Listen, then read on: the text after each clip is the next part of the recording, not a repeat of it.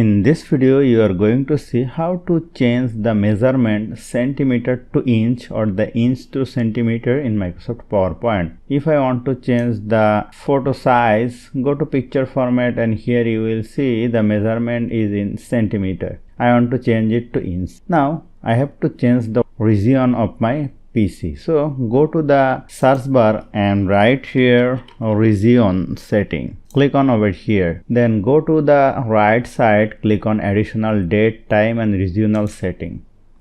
Then go to over here, change date, time or number format and go to additional setting, and here you will see an option measurement system. If I click on the metric, it will show the centimeter. If I click on the US, let us select US, click on apply and click on OK. Again click on OK, close it, and let us go to the PowerPoint, and here you will see this is in the inch format. So hope you found this video helpful. If you like this video, please share this video with your friends and family, and don't forget to subscribe. Thank you.